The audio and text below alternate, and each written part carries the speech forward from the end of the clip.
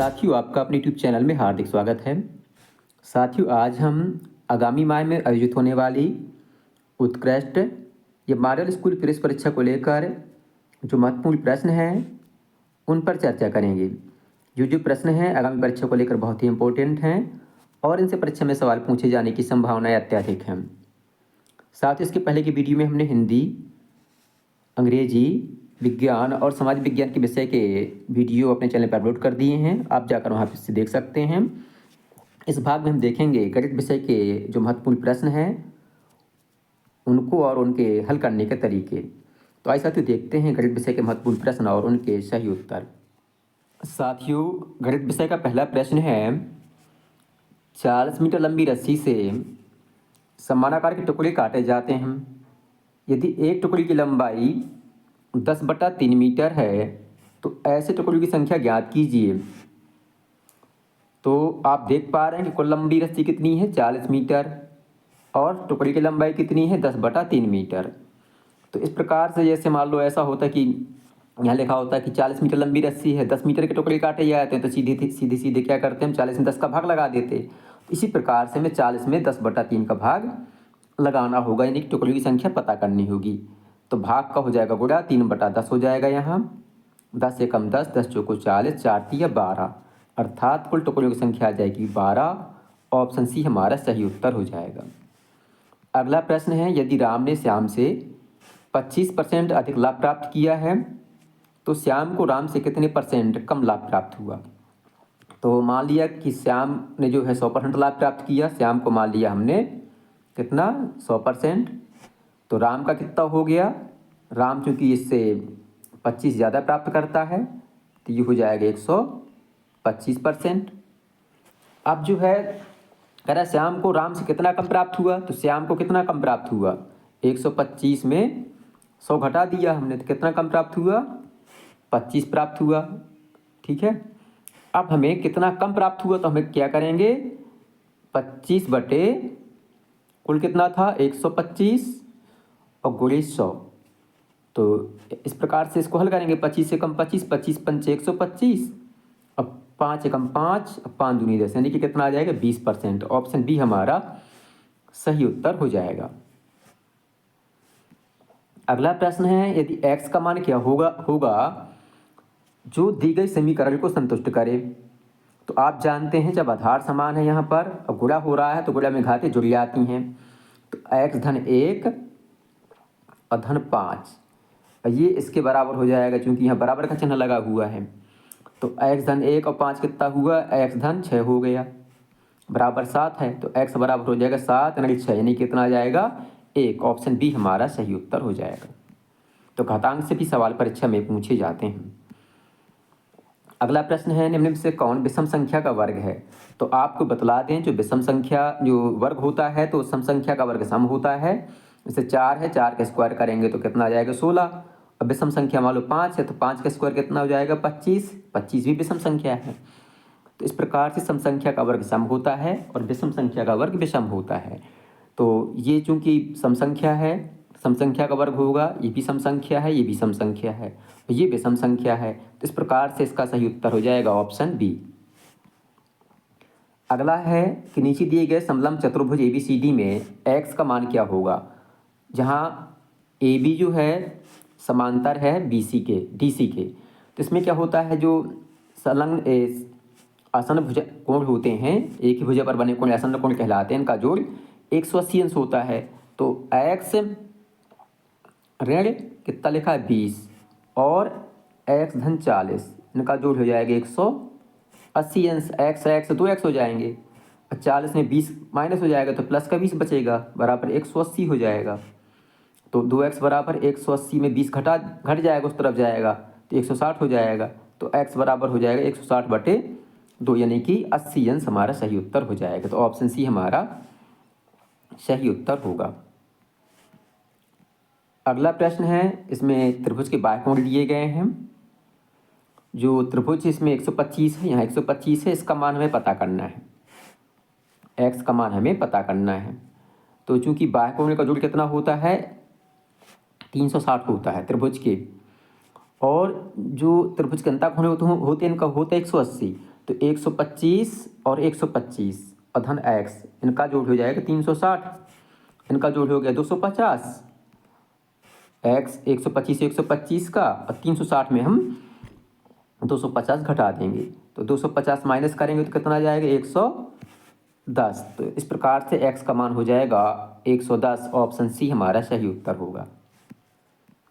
अगला प्रश्न है 90 रुपये का एक पेन खरीदा और उसे 100 रुपये में बेच दिया, तो कितने % लाभ हुआ? तो पहले हम लाभ पता कर लेते हैं। लाभ बराबर हुआ विक्रय मूल्य ऋण क्रय मूल्य। तो विक्रय मूल्य है 100 रुपया, क्रय मूल्य है 90 रुपया, तो कितना लाभ हुआ हमें 10 रुपये का। अब लाभ % पता करना है, तो लाभ % बराबर होता है लाभ बटे क्रय मूल्य। तो लाभ है 90 रुपये और 10 रुपये और 90 रुपये क्रय मूल्य है और गुणे 100। ठीक है, तो 0 0 कट गया तो आएगा 100/9। तो इसके 100 में 9 का भाग लगाओगे तो उत्तर आएगा 11 सही 1/9%। ऑप्शन सी सही उत्तर हो जाएगा। अगला दिया गया है कि इसमें जो है अंडर रूट 5625 का मान 75 है, तो हमें इसका मान पता करना है।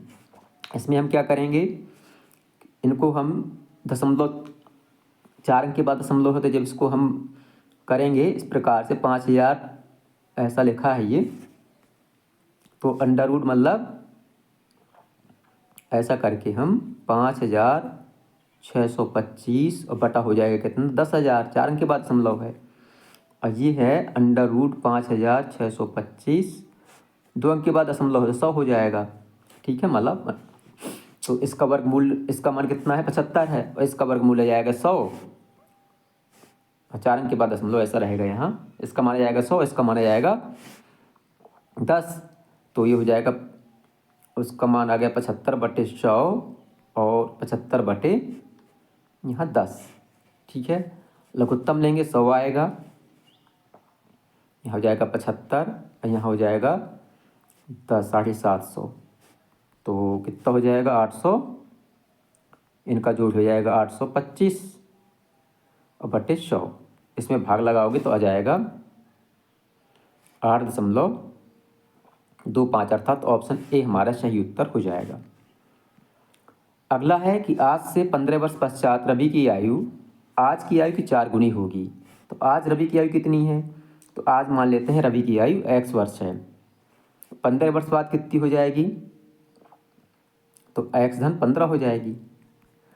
तो 15 वर्ष बाद रवि की आयु आज की आयु की 4 गुनी हो जाएगी। तो आज की आयु है x, इसका 4 गुनी होगी 4x, 4x में से 3x माइनस कर दिया, मतलब x माइनस कर दिया, उस तरफ जाएगा ये, तो 3x बराबर बचेगा कितना 15, तो x बराबर कितना हो जाएगा 5। तो वर्तमान आयु कितनी हो जाएगी 5। ऑप्शन ए हमारा सही उत्तर हो जाएगा। इसको आप बिना इस तरह से हल कर सकते हैं कि 5, मान लो 15 वर्ष बाद कितनी है, तो इनमें से ऑप्शन देख के हम पता कर सकते हैं। 15 जैसे आज 5 साल है, 15 वर्ष बाद 20 साल की हो जाएगी, तो आज की कितने गुना हो गया 4 गुना हो गया। इस प्रकार से ऑप्शन ए हमारा सही उत्तर होगा। कौन सी संख्या अशांत दशमलव बताना है? तो अशांत दशमलव जिनके बटे में या हर में 2 गुणे 5 के गुणज होते हैं वे होते हैं शांत दशमलव, और जिसके बटे में जैसे मान लो 3 है, 7 है, ये सब होता है, 9 है, तो वो होते हैं अशांत दशमलव। तो ऑप्शन मतलब 3/7 अशांत दशमलव होगा, तो ऑप्शन डी हमारा सही उत्तर हो जाएगा। x का वह मान ज्ञात करो जो निम्न समीकरण को संतुष्ट करता हो। तो हमें करना क्या है, इसमें तिरछा गुणा करेंगे, इसका गुणा इसके साथ, इसका गुणा इसके साथ। तो 8 का गुणा इसके साथ करेंगे तो 8x ऋण 8 बराबर 3 दूना 6x धन 9। 8x में 6x घटे तो कितना आ जाएगा 2x, ऋण का 8 है उससे हट जाएगा, धन का 8 हो जाएगा, तो 8 9 17 हो गया, तो x बराबर हो गया 17/2, अर्थात ऑप्शन बी हमारा सही उत्तर हो जाएगा। अगला प्रश्न, यदि एक बेलन का व्यास उसकी ऊंचाई के बराबर है तो बेलन का आयतन ज्ञात कीजिए।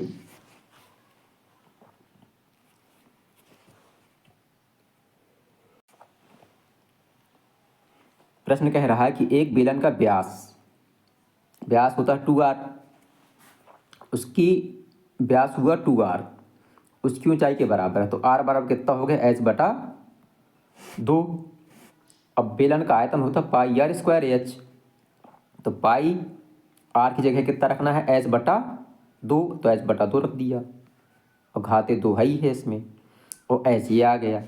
तो जब इसमें करेंगे तो पाई तो है जो कहते हो, एच कितना हो गया, 2 घात ये हो गए, 1 एच ये हो गया, तो एच की घाते 3 बटे 2 दूना 4, तो यानी कि 1/4 पाई आर एच की घात 3, अर्थात ऑप्शन बी हमारा सही उत्तर होगा। साथियों अगला प्रश्न है, 100 मिलीलीटर पानी 1 लीटर दूध में मिलाया गया है, तो दूध में पानी का परसेंट कितना है। 100 मिलीलीटर पानी ये है और 1 लीटर में 1000 मिलीलीटर ये होते हैं, तो कुल कितना हो गया, 1100 मिलीलीटर हो गया। अब जो है पानी का परसेंट हमें पता करना है कि दूध में पानी कितने परसेंट है। तो पानी की मात्रा है 100 ml। अब कुल कुल कितना हो गया अपने पास, मटेरियल हो गया 1100 टोटल, पानी और दूध।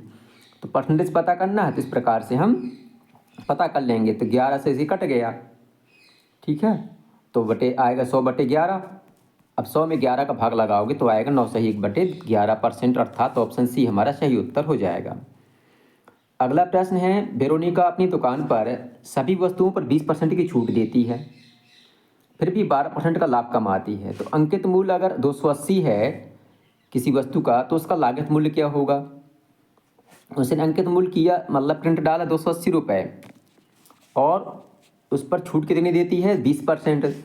तो 280 के जब 20% निकालेंगे तो 20/100 करेंगे हम, तो ये कितना हो जाएगा, 28 दूनी 56 रुपये हो जाएगा, यानी 56 रुपये उसने छूट दी।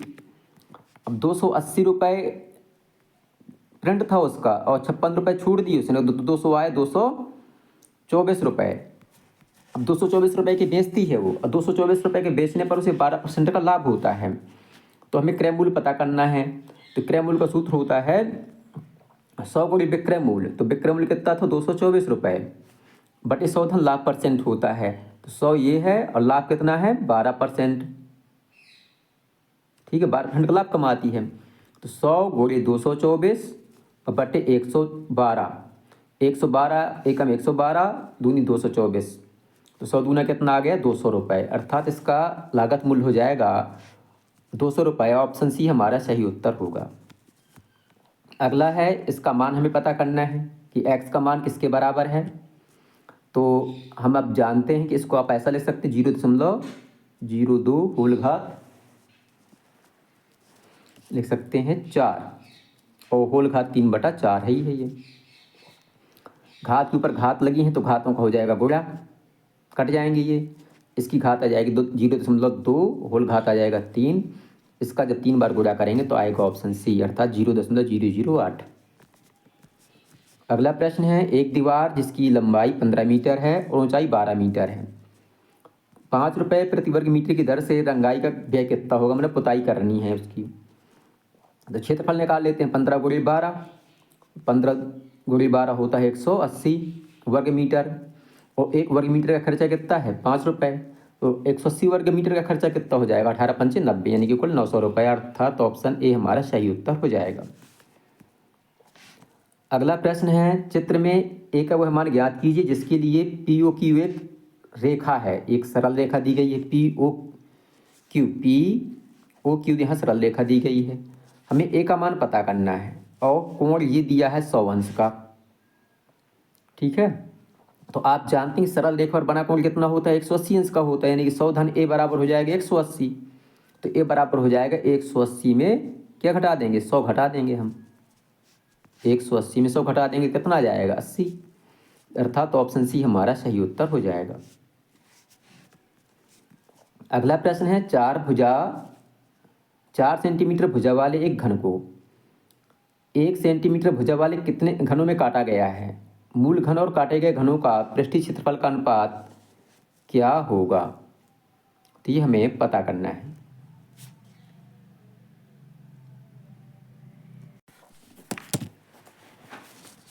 तो साथ ही इसमें आप देख पा रहे हैं कि 4 सेंटीमीटर भुजा वाले घन को हमें 1 सेंटीमीटर वाले भुजा के घनों, मतलब जो माप के घन है उनमें काटना है।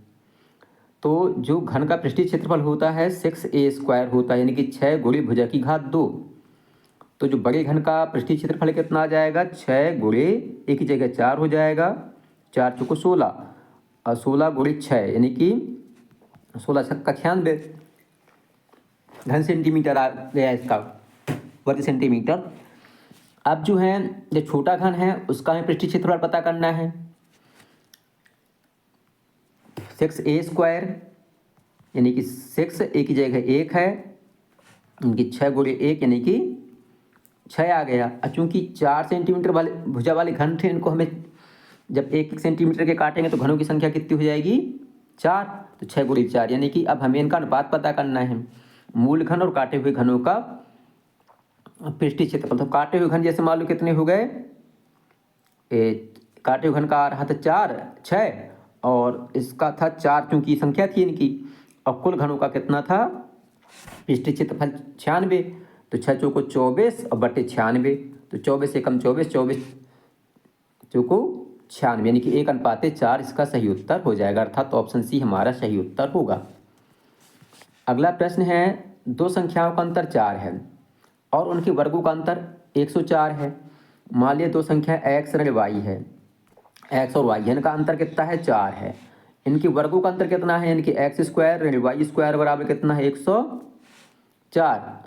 तो x² ऋण y² बराबर हो जाएगा x धन y और x ऋण y, सूत्र होता है।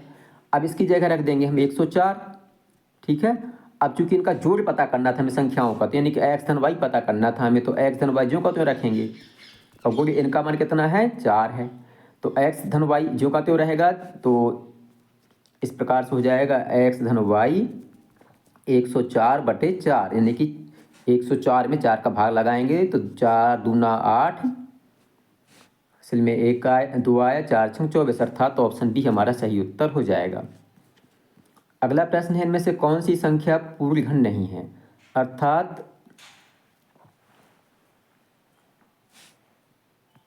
इसमें हमें क्या करना है कि जैसे ये है किसका घन होता है, पूर्ण घन 11 का होता है, 11 गुणे 11 गुणे 11, ये होता है 9 गुणे 9 गुणे 9, और ये होता है 4 का पूर्ण घन होता है 64, और 243 किसी का पूर्ण घन नहीं है, तो ऑप्शन डी हमारा सही उत्तर हो जाएगा।